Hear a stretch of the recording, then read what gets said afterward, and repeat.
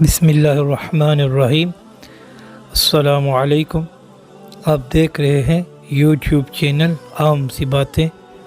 جیسا کہ آپ جانتے ہیں محرم الحرام کا مہینہ شروع ہو چکا ہے، تو اسی نسبت سے کربلا کے بارے میں ایک سیریز بنا رہا ہوں۔ تو اس سلسلے میں آج اس کی پہلا پارٹ ہے جس کا نام ہے از امام حسین رضی اللہ تعالی عنہ کی مدینہ منورہ سے روانگی اور اس کی وجوہات۔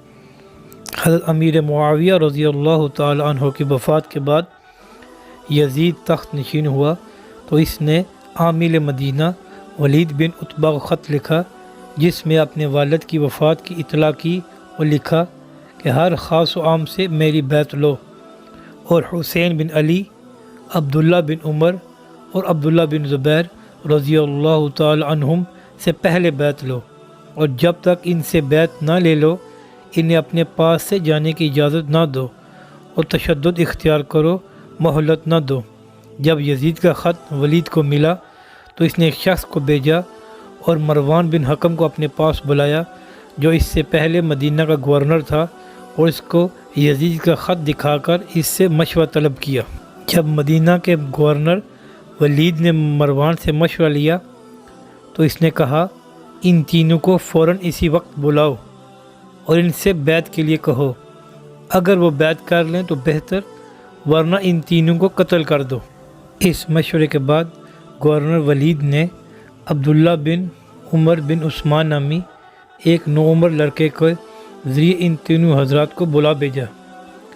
یہ حضرات اس وقت مسجد میں تھے۔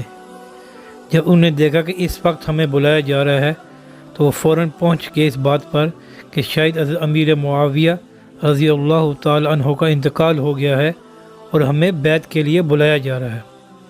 حضرت امام حسین رضی اللہ تعالی عنہ نے اپنے ساتھ چند بنی ہاشم کے جوانوں کے لے کر پہنچے اور انہیں ہدایت کی کہ تم دروازے پر بیٹھے رہو، اگر میں تمہیں بلاؤں یا تم سنو کہ میری آواز بلند ہو گئی ہے تو تم سب کے سب مکان کے اندر چلے آنا، لیکن اگر ایسا نہ ہو تو دروازے سے نہ ہٹنا یہاں تک کہ میں باہر آ جاؤں۔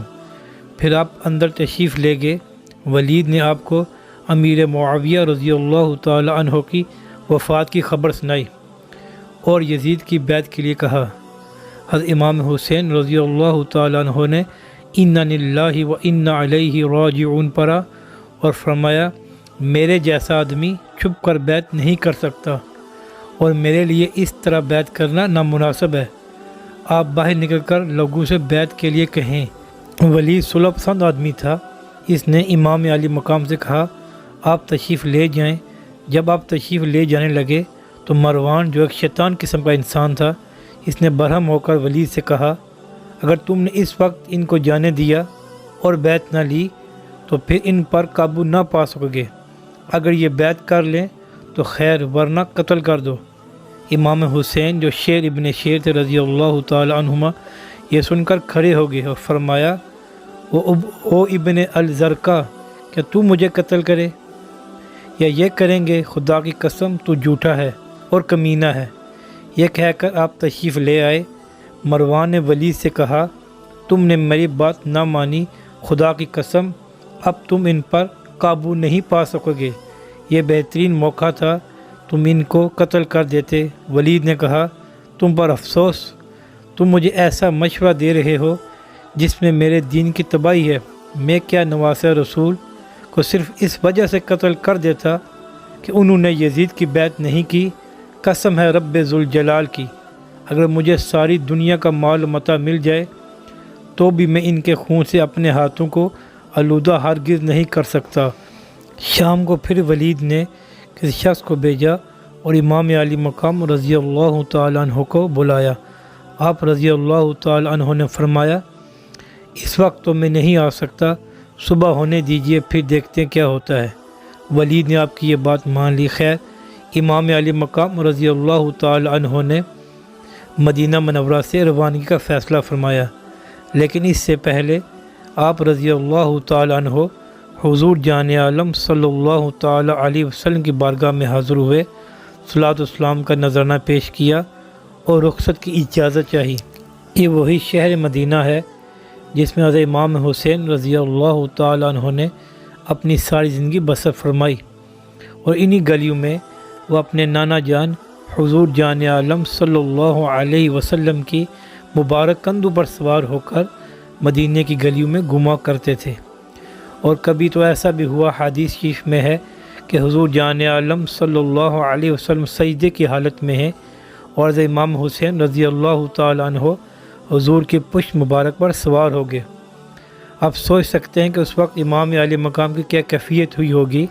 یقیناً امام عالی مقام کے لبوں پر یہ الفاظ ہوں گے کہ کندھوں پر چڑھا کر کھلانے والے نانا جان، آغوش رحمت و محبت میں لے کر لوریاں دینے والے نانا جان، ماتھے رخسار اور لبوں کو چومنے والے نانا، آج میرا حال دیکھو، میں غمگین و پریشان ہوں، اشک بار ہوں، اس لیے کہ آپ کا یہ مقدس شہر چھوڑ رہا ہوں، وہ شہر جو مجھے سب سے زیادہ عزیز اور محبوب ہے، لیکن کیا کروں، میرا یہاں رہنا دشوار ہو گیا ہے، میں جا رہا ہوں، مجھے اجازت دیجیے۔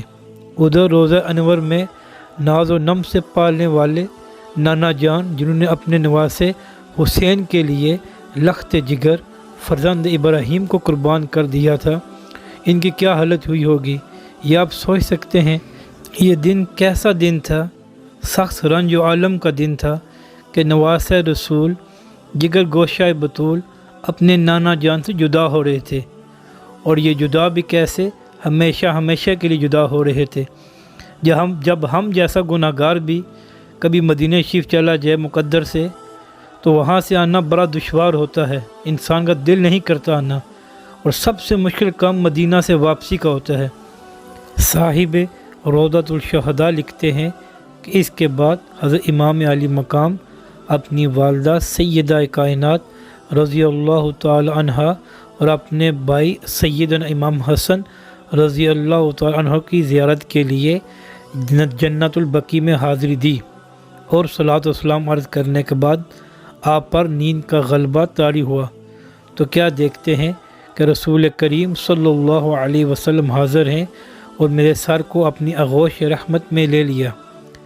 حضرت امام علی مقام نے عرض کیا، یا رسول اللہ صلی اللہ علیہ وسلم، میں امت کی جفاؤں سے تنگ آ کر اور یزید پلید کی بیعت نہ کرنے کی وجہ سے آپ کا مقدس شہر چھوڑ رہا ہوں، اور میں کیا دیکھ رہا ہوں کہ دوبارہ آپ کی زیارت نہیں کر سکوں گا۔ حضور جان عالم صلی اللہ علیہ وسلم نے فرمایا، اے حسین، ان قریب تو میرے پاس آ جائے گا، اور میں دیکھ رہا ہوں کہ بھوکھا پیاسا کربلا کی زمین پر شہید ہو رہا ہے۔ اے میرے حسین، صبر کرنا اور اپنا کام پورا کرنا، زیادہ دیر نہیں گزرے گی کہ تو بھی اپنے باپ، اپنی ماں اور میرے پاس پہنچ کر ہمارے ساتھ خوان بہشت پر بیٹھ کر خالق العباد کی رحمتوں سے مالا مال ہوگا۔ اس کے ساتھ ہی امام حسین رضی اللہ تعالی عنہ بیدار ہو گئے اور اپنے نانا جان کو آخری سلام اور الوداع فرماتے ہوئے 4 شعبان المعظم 60 ہجری بمطابق 10 مئی 681 عیسوی بروز جمعرات اپنے اہل و عیال کے ساتھ مکہ مکرمہ کی طرف روانہ ہو گئے۔ راستے میں ایک مقام پر حضرت عبداللہ بن مطیع سے ملاقات ہوئی۔